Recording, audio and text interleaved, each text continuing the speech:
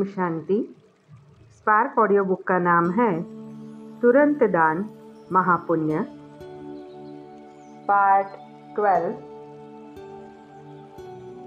जो जितना hero actor होता उस पर ज़्यादा नज़र होती है, तो यह स्लोगन सेफ्टी का साधन है। इससे स्वतः ही उड़ती कला का अनुभव करेंगे। वैसे तो चाहे सेंटर पर रहते व कहाँ भी रहकर सेवा करते, सेवाधारी तो सब है। कई अपने निमित्त स्थानों पर रहकर सेवा का चांस लेते, वह भी सेवा की स्टेज पर है। सेवा के सिवाय अपने समय को व्यर्थ नहीं गंवाना चाहिए। सेवा का भी खाता बहुत जमा होता है। सच्चे दिल से सेवा करने वाले अपना खाता बहुत अच्छी तरह से जमा कर रहे हैं। बाप दादा के पास हर एक बच्चे का आदि से अंत तक सेवा का खाता है और ऑटोमेटिकली उसमें जमा होता रहता है। एक एक का अकाउंट नहीं रखना पड़ता है। अकाउंट रखने वालों के पास बहुत फाइल होती है। बाप के पास स्थूल फाइल कोई नहीं है। एक सेकंड में हर एक का आदि से अभी तक का रजिस्टर सेकंड में इमर्ज होता है, ऑटोमेटिक जमा होता रहता है। ऐसे कभी नहीं समझना हमको तो कोई देखता नहीं, समझता नहीं। बाप दादा के पास तो जो जैसा है, जितना करता है, जिस स्टेज से करता है, सब जमा होता है। फाइल नहीं है लेकिन फाइनल है। अव्यक्त वाणी की डेट है 1 मार्च 1986। यह दिन भोलानाथ बाप का दिन है। भोलानाथ अर्थात बिना हिसाब के अनगिनत देने वाला। वैसे जितना और उतने का हिसाब होता है। जो करेगा वह पाएगा, उतना ही पाएगा, यह हिसाब है। लेकिन भोलानाथ क्यों कहते? क्योंकि इस समय देने में जितने और उतने का हिसाब नहीं रखता। एक का पदम गुना हिसाब है तो अनगिनत हो गया ना। कहाँ एक, कहाँ पदम। पदम भी लास्ट शब्द है, इसलिए पदम कहते हैं। अनगिनत देने वाले भोले भंडारी का दिन यादगार रूप में मनाते हैं। आपको तो इतना मिला है जो अब तो भरपूर हो ही, लेकिन 21 जन्म 21 पीढ़ी सदा भरपूर रहेंगे। इतने जन्मों की गारंटी और कोई नहीं कर सकता। कितना भी कोई बड़ा दाता हो, लेकिन अनेक जन्म का भरपूर भंडारा होने की गारंटी कोई भी नहीं कर सकता। तो भोलानाथ हुआ ना। नॉलेजफुल होते भी भोला बनते हैं, इसलिए भोलानाथ कहा जाता है। वैसे तो हिसाब करने में एक एक संकल्प का भी हिसाब जान सकते हैं, लेकिन जानते हुए भी देने में भोलानाथ ही बनता है। तो आप सभी भोलानाथ बाप के भोलानाथ बच्चे होना। एक तरफ भोलानाथ कहते, दूसरे तरफ भरपूर भंडारी कहते हैं। यादगार भी देखो कितना अच्छा मनाते हैं। अव्यक्त वाणी की डेट है 7 मार्च 1986। विश्व के चारों ओर किसी न किसी प्रकार की हलचल है। कहाँ धन के कारण हलचल है, कहाँ मन के अनेक टेंशन ही हलचल है, कहाँ अपने जीवन से असंतुष्ट होने के कारण हलचल है, कहाँ प्रकृति के तमोप्रधान वायुमंडल के कारण हलचल है। चारों ओर हलचल की दुनिया है। ऐसे समय पर विश्व के कोने में आप अचल अडोल आत्माएं हो। अव्यक्त वाणी की डेट है 13 जनवरी 1986। हर एक स्थान की अपनी अपनी विशेषता तो है ही है, लेकिन आज यूके का सुना रहे हैं। यज्ञ से ही यज्ञ सहयोगी, यह विशेषता अच्छी दिखाई देती है। हर कदम पर पहले यज्ञ अर्थात मधुबन का हिस्सा निकालने में अच्छे नंबर में जा रहे हैं। डायरेक्ट मधुबन की याद एक स्पेशल लिफ्ट बन जाती है।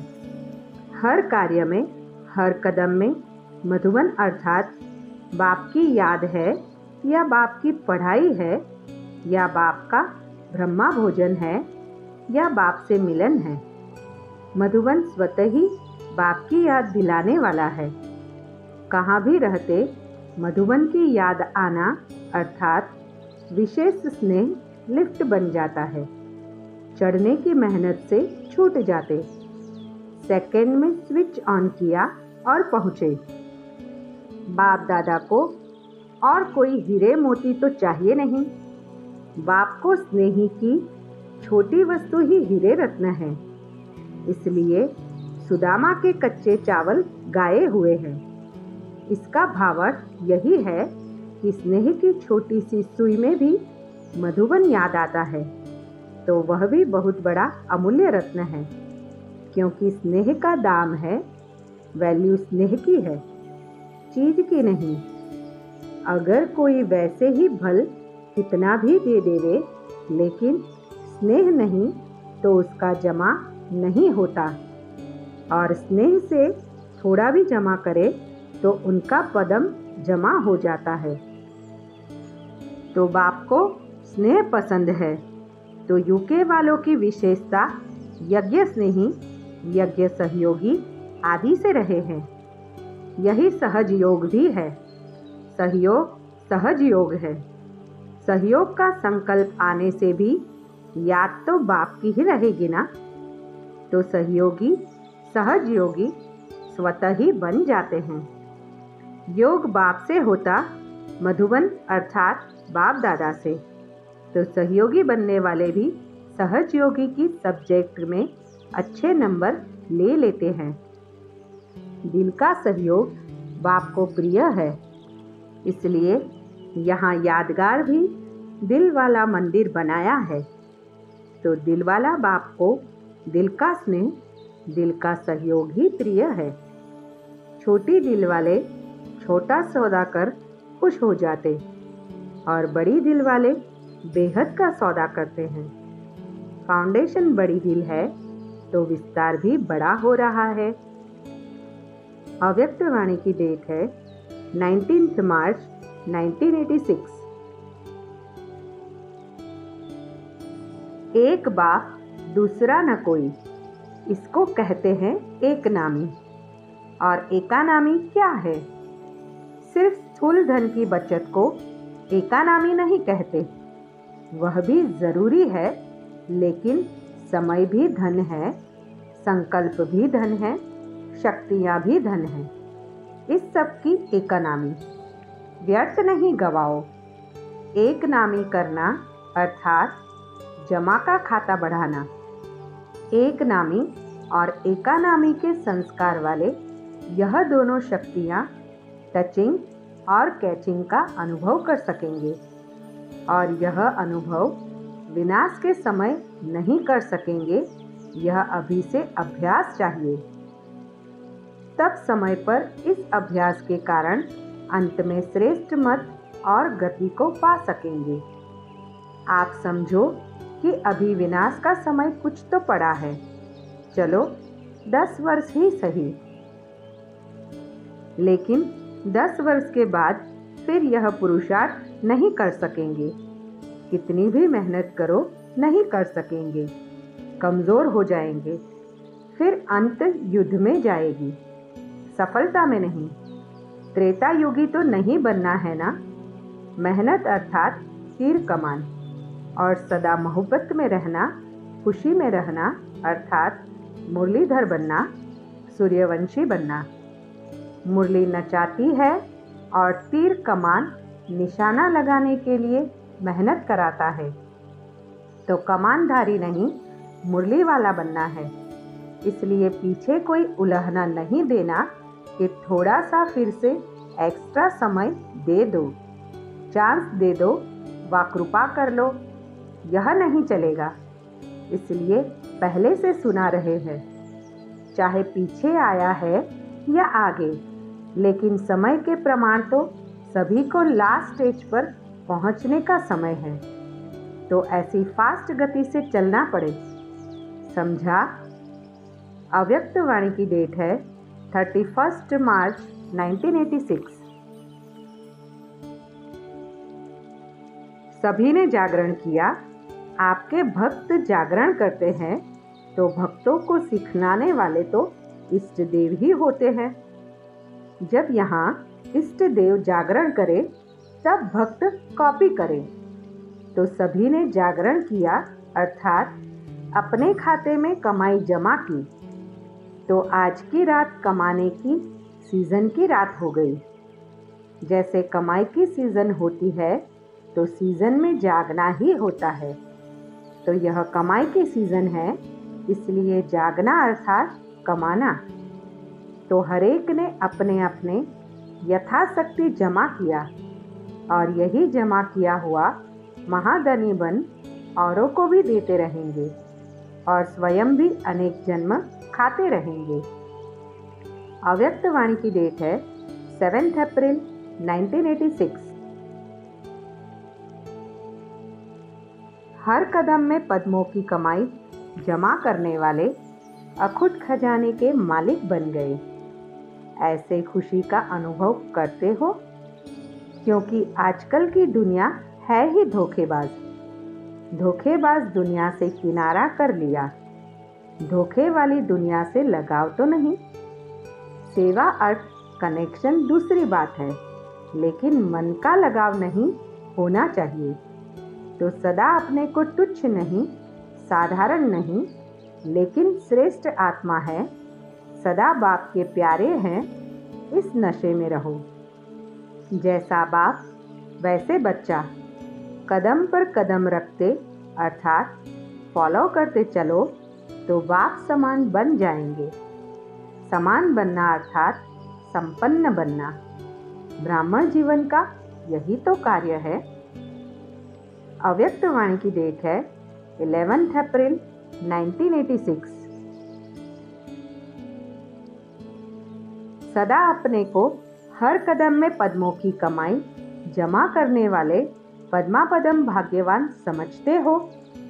जो भी कदम याद में उठाते हो तो 1 सेकंड की याद इतनी शक्तिशाली है, जो 1 सेकंड की याद पद्मों की कमाई जमा करने वाली है। अगर साधारण कदम उठाते हैं, याद में नहीं उठाते तो कमाई नहीं है। याद में रहकर कदम उठाने से पद्मों की कमाई है। और हर कदम में पदम, तो कितने पदम हो गए। इसलिए पद्मापदम भाग्यवान कहा जाता है। पदम तो आपके आगे कुछ भी नहीं है, लेकिन इस दुनिया के हिसाब से कहने में आता है। तो जब किसी की अच्छी कमाई होती है तो उसके चेहरे की फलक ही और हो जाती है। गरीब का चेहरा भी देखो और राजकुमार का चेहरा भी देखो, कितना फर्क होगा। उसके शक्ल की झलक फलक और गरीब के चेहरे की झलक फलक में रात दिन का फर्क होगा। आप तो राजाओं के भी राजा बनाने वाले बाप के डायरेक्ट बच्चे हो, तो कितनी झलक फलक है। शक्ल में वह पद्मों की कमाई का नशा दिखाई देता है या गुप्त रहता है। रूहानी नशा, रूहानी खुशी जो कोई भी देखे तो अनुभव करे कि यह न्यारे लोग हैं, साधारण नहीं हैं। तो सदा यही वरदान स्मृति में रखना कि हम अनेक बार पद्मापदम पति बने हैं। अच्छा, अव्यक्त वाणी की डेट है 21 जनवरी 1987। पांडवों का फिर किससे लगाव होता है? कमाने में, पैसा इकट्ठा करने में। जेब में पैसा तो होना चाहिए ना। लेकिन जो बाप की लगन में रहते हैं वह लगाव में नहीं रहते, उसको सब सहज प्राप्त होता है। ब्राह्मण जीवन में 10 रुपया भी 100 बन जाता है। इतना धन में वृद्धि हो जाती है। प्रगति पढ़ने से 10 100 का काम करता है, वहाँ 100 10 का काम करेगा, क्योंकि अभी एकानामी के अवतार हो गए ना। व्यर्थ बच गया और समर्थ पैसा ताकत वाला पैसा है, काला पैसा नहीं है, सफ़ेद है, इसलिए शक्ति है। तो राज ऋषि आत्माएं हैं। इस वरदान को सदा याद रखना, कहाँ लगाव में नहीं फंस जाना, न फंसो न निकलने की मेहनत करो। अव्यक्त वाणी की डेट है 23 जनवरी 1987।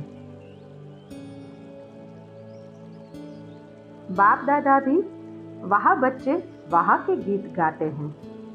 सभी ने बहुत अच्छा किया, किसी ने किया किसी ने नहीं किया, यह है नहीं। चाहे छोटे स्थान है व बड़े स्थान है, लेकिन छोटे स्थान वालों ने भी कम नहीं किया। इसलिए सर्व की श्रेष्ठ भावनाओं और श्रेष्ठ कामनाओं से कार्य अच्छे रहे और सदा अच्छे रहेंगे। समय भी खूब लगाया, संकल्प भी खूब लगाया। प्लेन बनाया तो संकल्प किया ना। शरीर की शक्ति भी लगाई, धन की शक्ति भी लगाई, संगठन की शक्ति भी लगाई।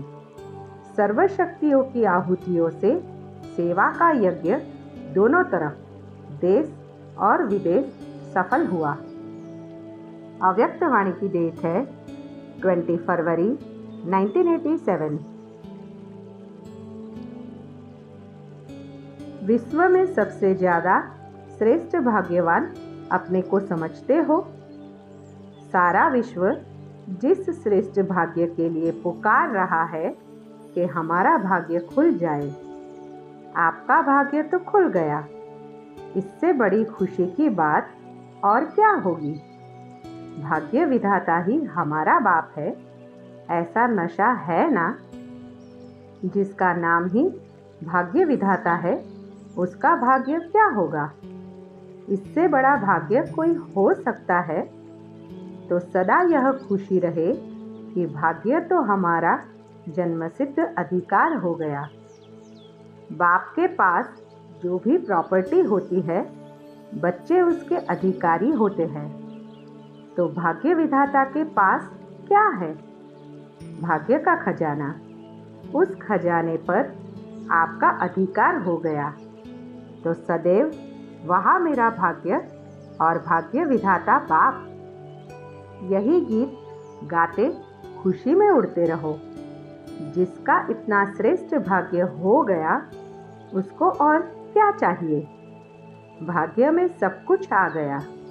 भाग्यवान के पास तन मन धन जन सब कुछ होता है। श्रेष्ठ भाग्य अर्थात अप्राप्त कोई वस्तु नहीं। कोई अप्राप्ति है? मकान अच्छा चाहिए, कार अच्छी चाहिए? नहीं। जिसको मन की खुशी मिल गई, उसे सर्व प्राप्तियां हो गई। कार तो क्या, लेकिन कारून का खजाना मिल गया। कोई अप्राप्त वस्तु है ही नहीं। ऐसे भाग्यवान हो। विनाशी इच्छा क्या करेंगे? जो आज है कल है ही नहीं, उसकी इच्छा क्या रखेंगे? इसलिए सदा अविनाशी खजाने की खुशियों में रहो, जो अब भी है और साथ में भी चलेगा। यह मकान, कार व पैसे साथ नहीं चलेंगे, लेकिन यह अविनाशी खजाना अनेक जन्म साथ रहेगा। कोई छीन नहीं सकता, कोई लूट नहीं सकता। स्वयं भी अमर बन गए और खजाने भी अविनाशी मिल गए। जन्म जन्म यह श्रेष्ठ प्रारब्ध साथ रहेगी। कितना बड़ा भाग्य है। जहाँ कोई इच्छा नहीं, इच्छा मात्रम अविद्या है, ऐसा श्रेष्ठ भाग्य भाग्य विधाता बाप द्वारा प्राप्त हो गया। अपने को बाप के समीप रहने वाली श्रेष्ठ आत्माएं अनुभव करते हो? बाप के बन गए, यह खुशी सदा रहती है। दुख की दुनिया से निकल सुख के संसार में आ गए। दुनिया दुख में चिल्ला रही है, और आप सुख के संसार में सुख के झूले में झूल रहे हो। कितना अंतर है। दुनिया ढूंढ रही है और आप मिलन मना रहे हो। तो सदा अपनी सर्व प्राप्तियों को देख हर्षित रहो। क्या क्या मिला है उसकी लिस्ट निकालो तो बहुत लंबी लिस्ट हो जाएगी। क्या क्या मिला? तन में खुशी मिली तो तन की खुशी तंदुरुस्ती है। मन में शांति मिली तो शांति मन की विशेषता है। और धन में इतनी शक्ति आई जो दाल रोटी 36 प्रकार के समान अनुभव हो। ईश्वरीय याद में दाल रोटी भी कितनी श्रेष्ठ लगती है। दुनिया के 36 प्रकार हो और आपकी दाल रोटी हो तो श्रेष्ठ क्या लगेगा? दाल रोटी अच्छी है ना, क्योंकि प्रसाद है ना। जब भोजन बनाते हो तो याद में बनाते हो, याद में खाते हो तो प्रसाद हो गया। प्रसाद का महत्व होता है। आप सभी रोज प्रसाद खाते हो।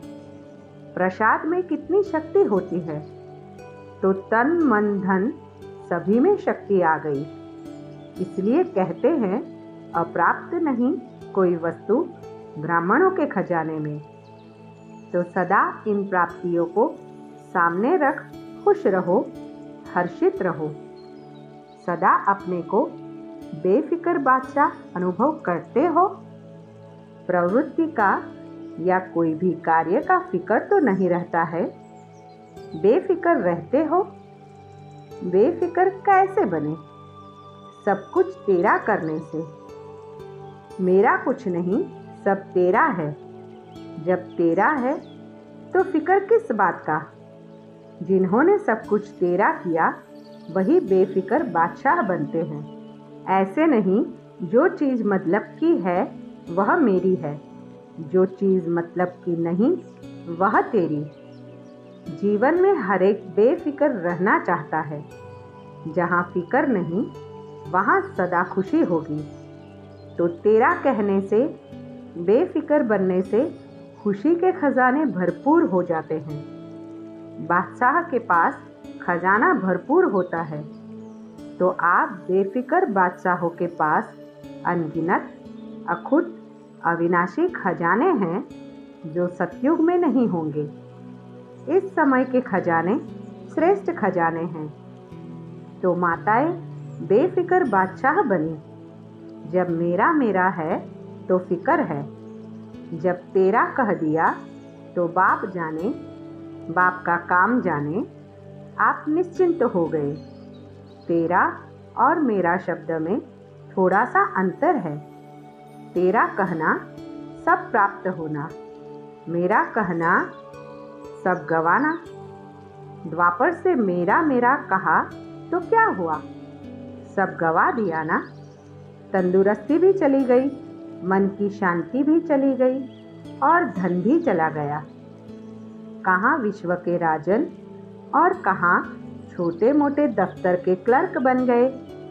बिजनेसमैन हो गए जो विश्व के महाराजा के आगे कुछ नहीं है। तो मेरा मेरा कहने से गवाया और तेरा तेरा कहने से जमा हो जाता। तो जमा करने में होशियार हो। माताएं एक एक पैसा इकट्ठा करके जमा करती है। जमा करने में माताएं होशियार होती है। तो यह जमा करना आता है। यहाँ खर्च करना भी खर्च नहीं है, जमा करना है। जितना खर्चा करते हो अर्थात दूसरों को देते हो उतना पदम गुना होता है। एक देना और पदम लेना। सदा याद और सेवा के बैलेंस से बाप की ब्लेसिंग अनुभव करते हो। जहाँ याद और सेवा का बैलेंस है अर्थात समानता है, वहाँ बाप की विशेष मदद अनुभव होती है। तो मदद ही आशीर्वाद है, क्योंकि बाप दादा और अन्य आत्माओं के माफिक आशीर्वाद नहीं देते हैं। बाप तो है ही अशरीरी, तो बाप दादा की आशीर्वाद है सहज, स्वतः मदद मिलना। जिससे जो असंभव बात हो वह संभव हो जाए। यही मदद अर्थात आशीर्वाद है। लौकिक गुरुओं के पास भी आशीर्वाद के लिए जाते हैं, तो जो असंभव बात होती वह अगर संभव हो जाती तो समझते हैं यह गुरु की आशीर्वाद है। तो बाप भी असंभव से संभव कर दिखाते हैं। दुनिया वाले जिन बातों को असंभव समझते हैं उन्हीं बातों को आप सहज समझते हो, तो यही आशीर्वाद है। एक कदम उठाते हो और पद्मों की कमाई जमा हो जाती है, तो यह आशीर्वाद हुई ना। तो ऐसे बाप की व सद्गुरु की आशीर्वाद के पात्र आत्माएं हो। दुनिया वाले पुकारते रहते हैं और आप प्राप्ति स्वरूप बन गए। अव्यक्त वाणी की डेट है 17 अक्टूबर 1987। लक्ष्मी का यादगार डबल रूप में एक तरफ धन देवी अर्थात दाता का रूप संगम युग का यादगार है, जो सदैव धन देते रहते हैं। यह संगम युग पर अविनाशी धन देवी के रूप में चित्र दिखाया जाता है। सतयुग में तो कोई लेने वाला ही नहीं होगा, तो देंगे किसको। यह संगम युग के श्रेष्ठ कर्तव्य की निशानी है।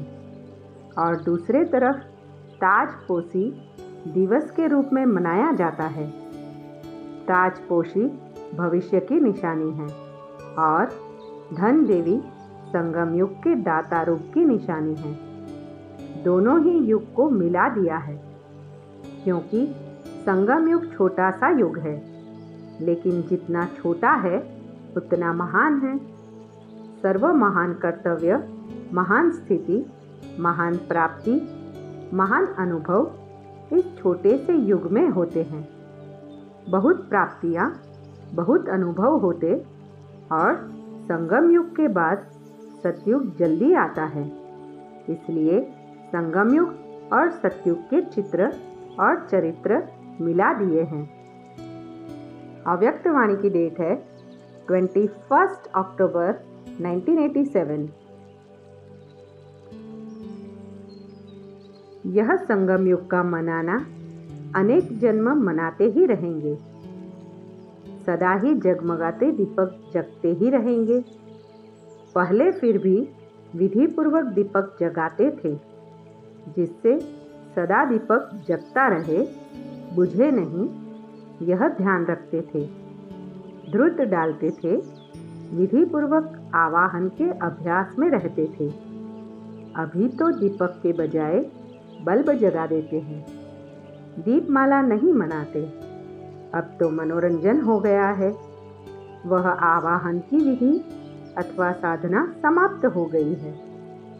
स्नेह समाप्त हो, अभी सिर्फ स्वार्थ रह गया है। धन बढ़ जाए इसी स्वार्थ से करते, भावना से नहीं, कामना से करते हैं। पहले फिर भी भावना थी, अभी तो वह भावना कामना के रूप में बदल गई है। रहस्य समाप्त हो गया और रीति रस्म रह गई है। इसलिए यथार्थ दाता रूपधारी लक्ष्मी किसी के पास आती नहीं। धन भी आता है तो काला धन आता है, दैवीय धन नहीं आता। आसुरी धन आता है। लेकिन आप सभी यथार्थ विधि से अपने दैवीय पद का आवाहन करते स्वयं देवता या देवी बन जाते हो।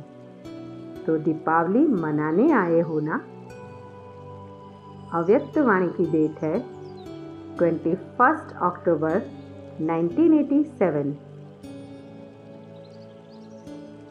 साकार रूप में भी निमित्त बन कर्म सिखलाने के लिए पूरे 84 जन्म लेने वाली ब्रह्मा की आत्मा निमित्त बनी। कर्म में कर्म बंधनों से मुक्त होने में, कर्म संबंध को निभाने में, देह में रहते विदेही स्थिति में स्थित रहने में, तन के बंधनों को मुक्त करने में, मन की लगन में मगन रहने की स्थिति में, धन का एक एक नया पैसा सफल करने में साकार ब्रह्मा साकार जीवन में निमित्त बने। कर्म बंधनी आत्मा कर्मातीत बनने का एग्जाम्पल बने। तो साकार जीवन को फॉलो करना सहज है ना। यही पाठ हुआ फॉलो फादर। प्रश्न भी चाहे तन के पूछते, संबंध के पूछते व धन के पूछते हैं। सब प्रश्नों का जवाब ब्रह्मा बाप की जीवन है। अव्यक्त वाणी की डेट है 19 दिसंबर 1985। सेवाधारी बनना यह भी संगम युग पर विशेष भाग्य की निशानी है।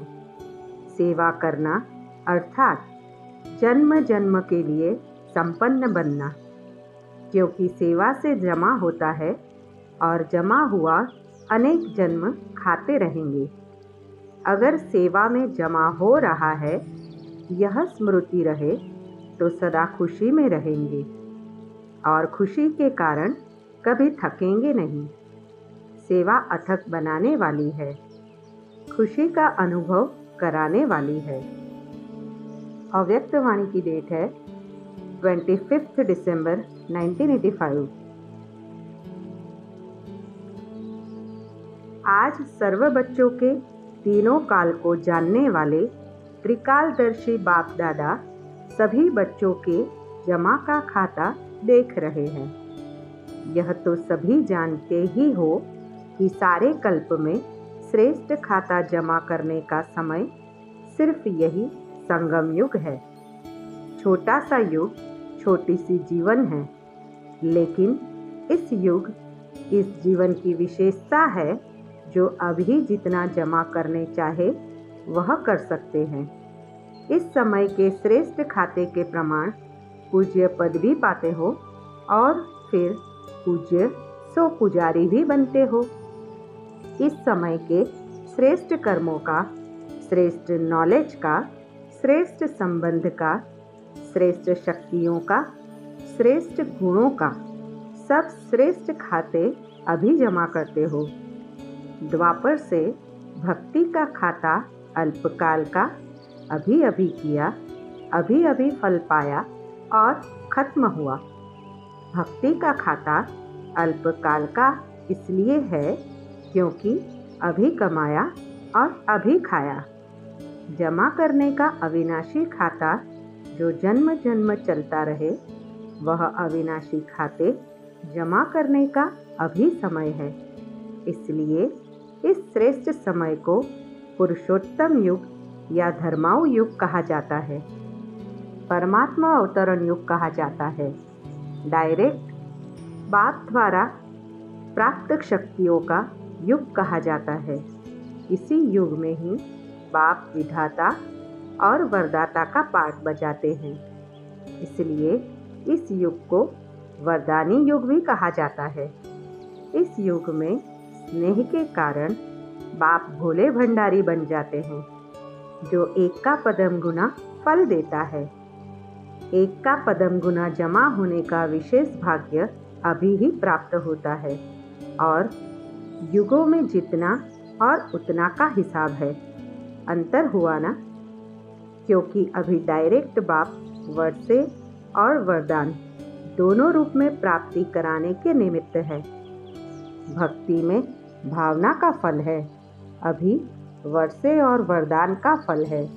इसलिए इस समय के महत्व को जान, प्राप्तियों को जान, जमा के हिसाब को जान, त्रिकालदर्शी बन हर कदम उठाते रहते हो। इस समय का एक सेकंड कितने साधारण समय से बड़ा है वह जानते हो।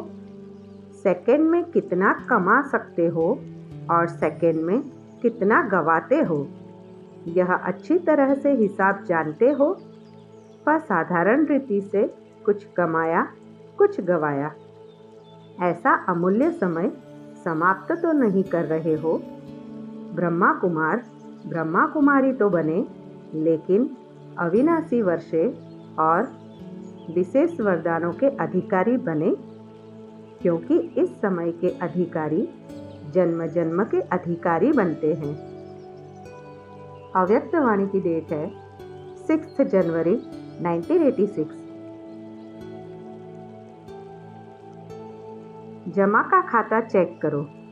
नया वर्ष शुरू हुआ है ना? पिछला खाता चेक करो और नया खाता समय और बाप के वरदान से ज़्यादा जमा करो। सिर्फ कमाया और खाया ऐसा खाता नहीं बनाओ।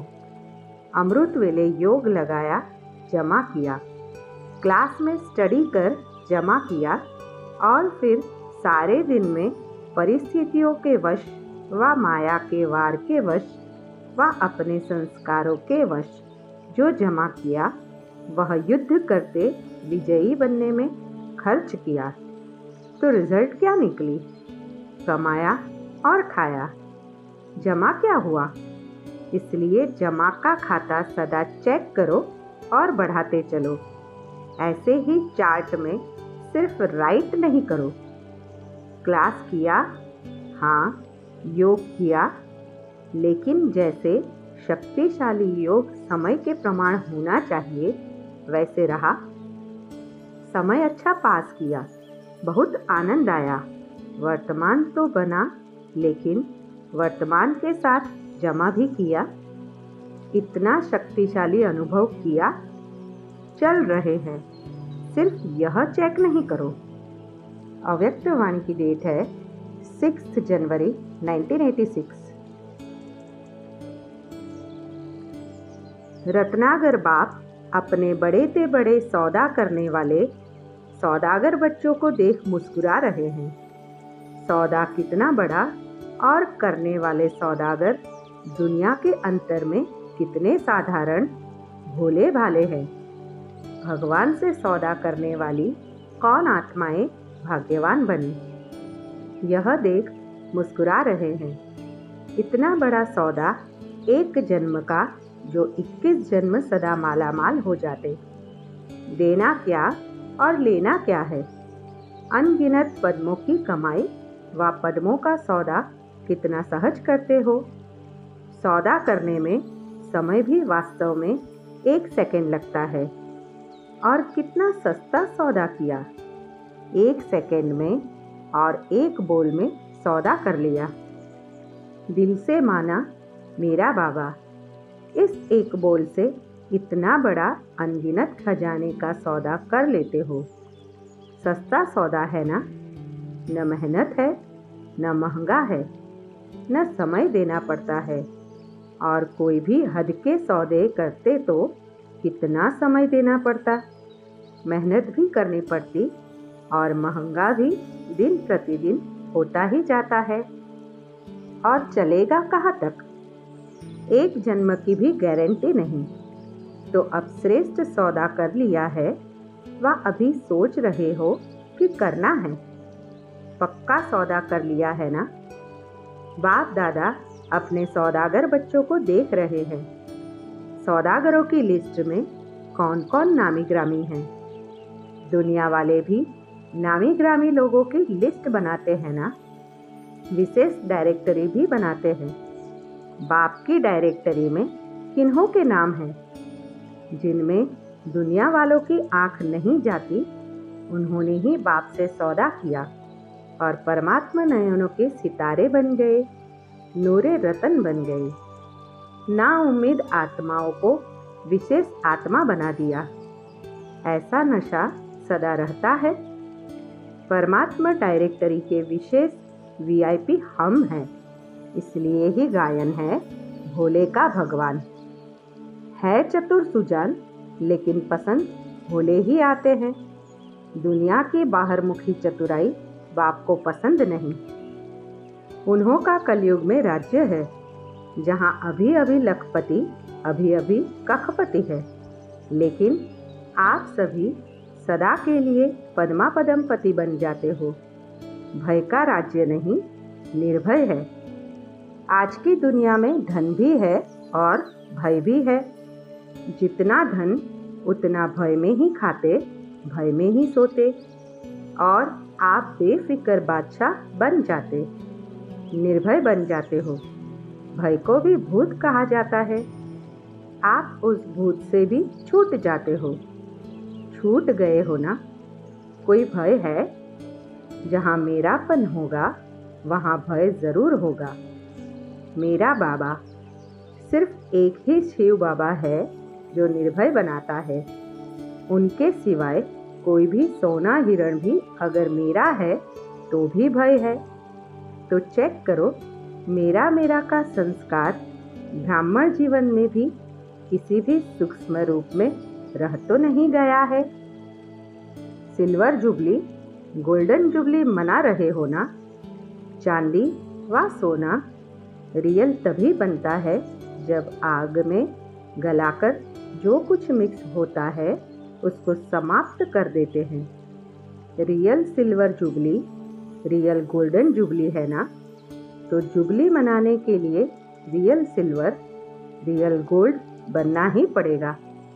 ऐसे नहीं, जो सिल्वर जुबली वाले है वह सिल्वर ही है।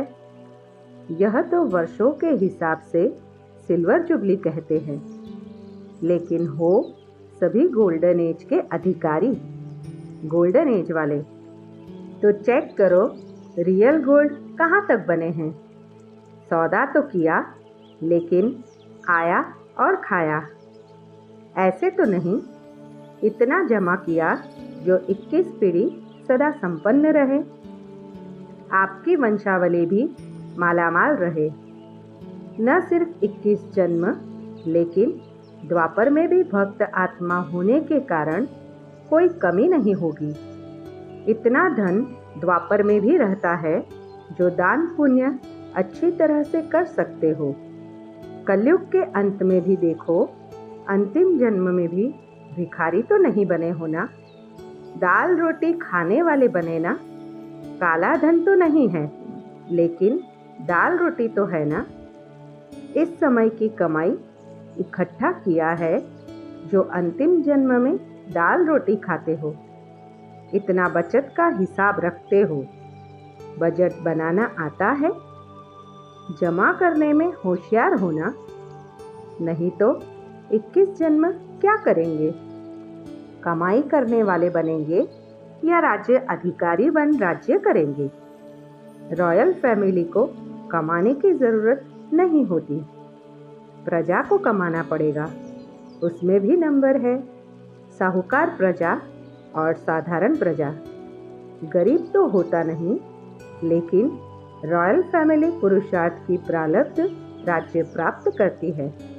जन्म जन्म रॉयल फैमिली के अधिकारी बनते हैं। राज्य तख्त के अधिकारी हर जन्म में नहीं बनते, लेकिन रॉयल फैमिली का अधिकार जन्म जन्म प्राप्त करते हैं। तो क्या बनेंगे? अब बजट बनाओ, बजट की स्कीम बनाओ।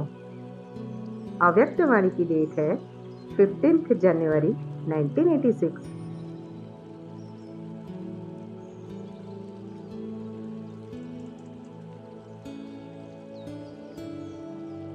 ओम शांति।